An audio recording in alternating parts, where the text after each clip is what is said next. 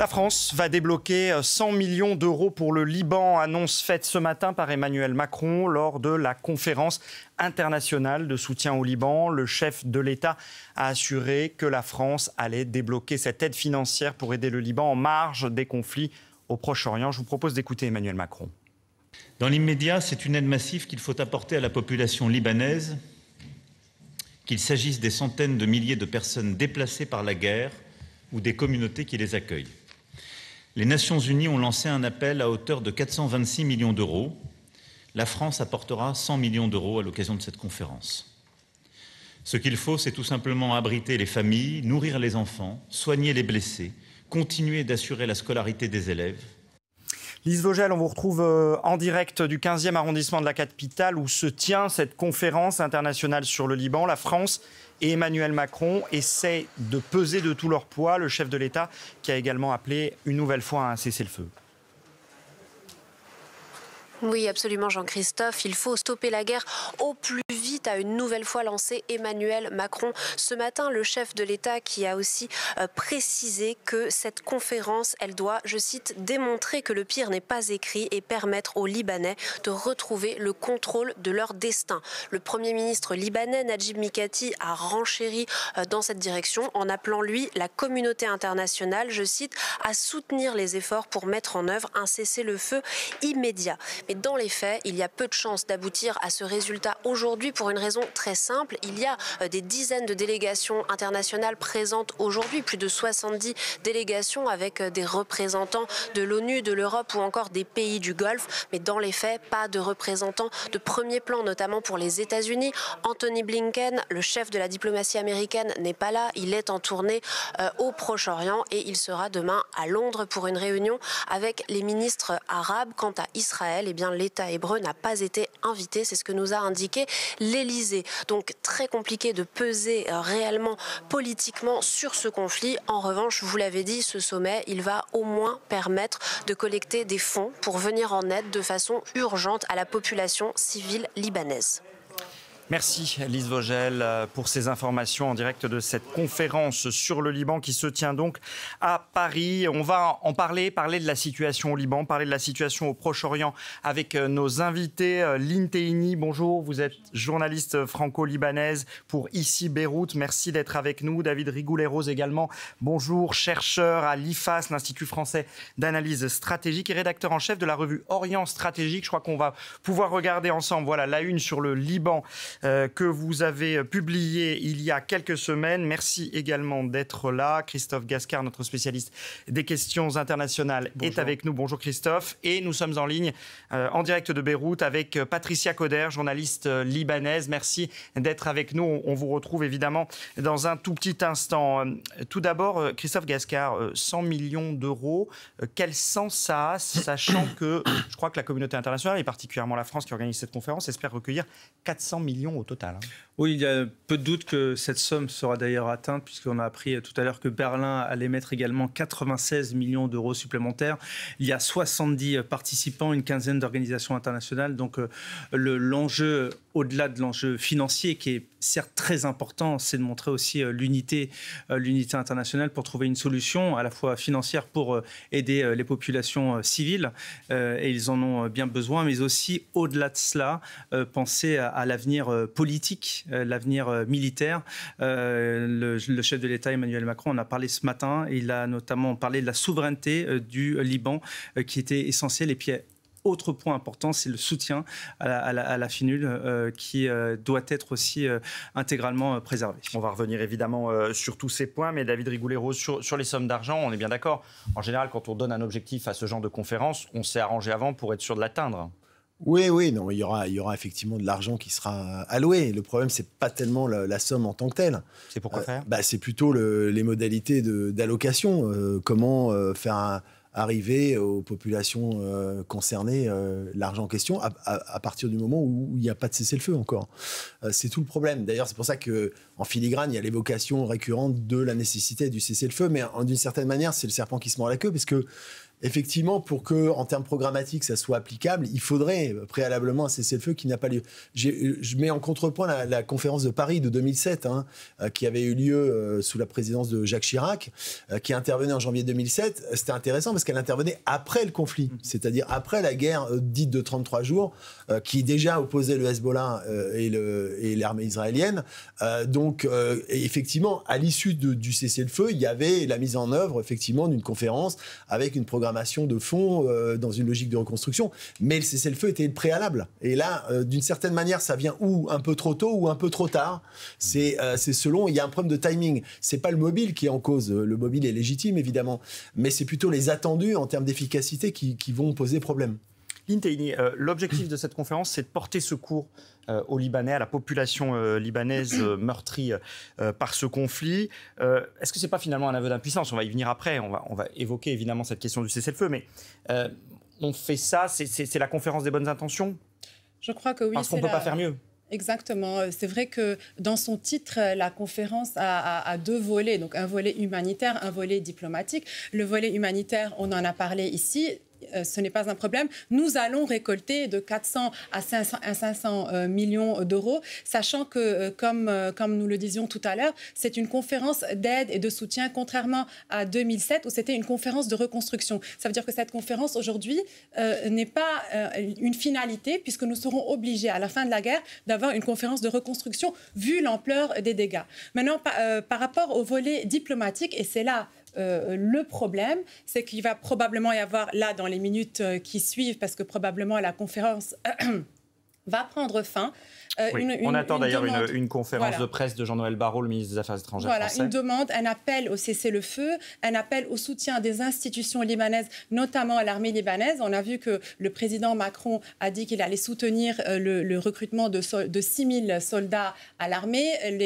L'État libanais s'est engagé à recruter 1 500 soldats. Donc, nous savons que l'intention est bonne. Mais il faut être réaliste aujourd'hui. Paris, avec toutes les bonnes intentions que Paris a, n'est pas aujourd'hui un centre de décision. Aujourd'hui, Paris est un centre de bonnes intentions. Il faut le dire comme cela. La décision est du côté américain. Il faut être réaliste. L'Amérique qui, pour l'instant, n'arrive pas à obtenir le cessez-le-feu non plus. On va y revenir, évidemment. David Riguleiro, c'est la conférence des bonnes intentions. Vous êtes d'accord avec cette... On sait qu'Emmanuel Macron a déjà essayé d'aider le Liban, notamment après l'explosion, la double explosion sur le port de Beyrouth. Il est allé là-bas, il a dit beaucoup de choses, il a tensé un peu même les politiques libanais. Bon, le résultat est assez mince. Le problème, c'est qu'il y a beaucoup d'attentes de la part des Libanais par rapport à la France. Et la France n'est plus forcément en situation de pouvoir y répondre par rapport aux décennies précédentes.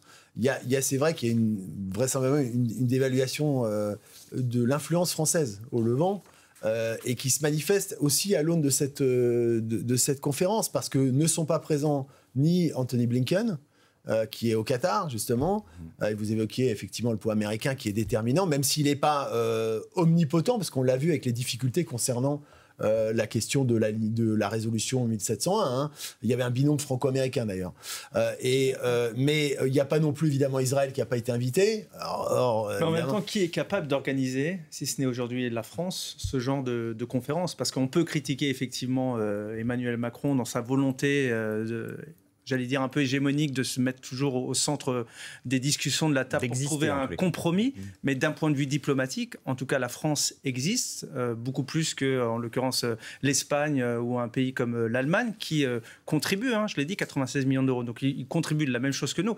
Mais néanmoins, ceux qui organisent, ce sont les Français aujourd'hui. C'est Paris. La tradition diplomatique française. C'est une initiative personnelle du président Macron. C'est dans la tradition. Toutes les conférences qui ont précédé, que ce soit CEDRE en 2018, conférence de soutien économique, que ce soit la conférence dont vous parliez tout à l'heure en 2007, la France a toujours été là. Et avec cette volonté du président Macron, nous sentons qu'elle tient à ce rôle. Et nous sentons également que le président Macron veut un peu rattraper le couac libanais, parce qu'il avait été accueilli en sauveur au lendemain de l'explosion. Voilà, exactement. C'est le seul chef d'État qui s'est rendu au chevet des Libanais au lendemain de l'explosion. Il a fait des promesses à la population, notamment il a rencontré la société civile, il a fait des promesses aux familles des victimes, et puis pour de très nombreuses raisons dont ça a accouché d'une souris.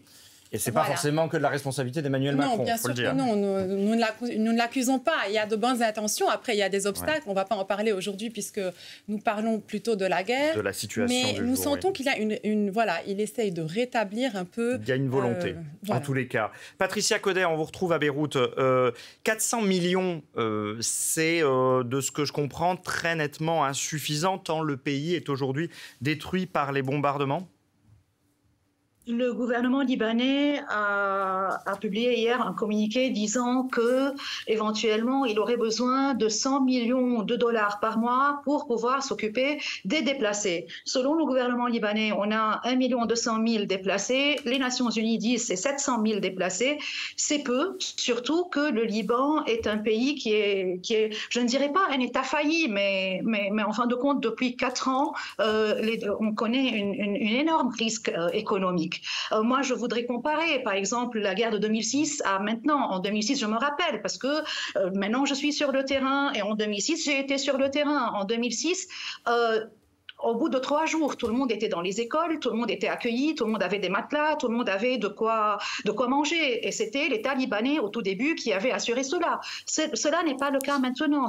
Il y a jusqu'à présent dans les écoles des déplacés qui n'ont pas de matelas, ce sont les ONG locales et les ONG internationales qui sont avec les moyens du bord actuellement en train de donner de quoi manger quotidiennement, de servir des plats chauds aux déplacés. Donc le Liban déjà est un État, je ne dirais pas failli, mais je dirais que le Liban fait face à une énorme crise économique depuis déjà 5 ans, pas 4 ans, depuis 2019, ça c'est de 1. Le cas de figure de 2006 est très différent du Liban actuel. En 2006, la 1701, qui est la résolution que tout le monde, le Liban maintenant appelle à l'application de la 1701, c'est pas les Israéliens ils veulent beaucoup plus. Mais en 2006, c'était une résolution que le Liban avait décrochée grâce au gouvernement qui était à cette époque-là en place, et le gouvernement de 2006 s'était démarqué dès le début du Hezbollah, ce qui n'était pas le cas actuellement. Cela fait 1 an que nous avons des émissaires qui viennent de la France, qui viennent des États-Unis surtout, et qui disent aux dirigeants libanais, voilà, il faudra appliquer la 1701, et le ministre Mikati, le Premier ministre qui est maintenant en France, qui disait mais nous on ne peut rien faire, c'est le Hezbollah. Donc le gouvernement actuel ne s'est démarqué que maintenant du Hezbollah. Il y avait en 2006 une volonté internationale de reconstruire le Liban. Là, on ne sait pas qu'est-ce qui nous attend. On ne sait pas quand est-ce que la guerre sera finie. On est au-delà des 33 jours de 2006 et on ne sait pas quand est-ce que cela va s'arrêter. Moi, je voudrais aussi souligner, dans le cadre de cette conférence, les relations privilégiées, dirais-je, entre le Liban et la France. Et ce sont des relations qui existent depuis pas 100 ans, pas depuis la création de l'État du Liban, qui vont bien au-delà. La France aime profondément le Liban, Patricia Coder. Et le Liban aussi. Ouais. On va y revenir à ces liens, évidemment, parce qu'ils sont très importants. Lynn Tehini, vous vouliez réagir ? Oui, je veux dire qu'aujourd'hui, c'est très important de souligner que le profil du pays n'est pas le même qu'en 2006. C'est-à-dire qu'en 2006, aujourd'hui, le Liban traverse la pire crise économique, financière et politique de son histoire. Ça n'était pas le cas en 2006. En 2006, les pays du Golfe étaient beaucoup plus proches, on va dire, culturellement, économiquement, du pays. D'ailleurs, ce sont les pays du Golfe qui ont essentiellement contribué à la reconstruction du Sud. Aujourd'hui, le profil du pays est totalement différent. Le nombre des déplacés est totalement différent. Nous sommes dans les chiffres de 1982 et non pas dans les chiffres. C'est 1 200 000 d'après le ministère de la Santé. Et 1 500 victimes environ. Un peu plus même, un peu plus. 1 500 sur ce dernier mois, un peu plus si on compte depuis le début, en fait, depuis le 8 octobre 2023. Et donc, le profil n'étant pas le même, cela crée forcément de très gros problèmes, on est à la veille d'une crise humanitaire, sanitaire et sécuritaire.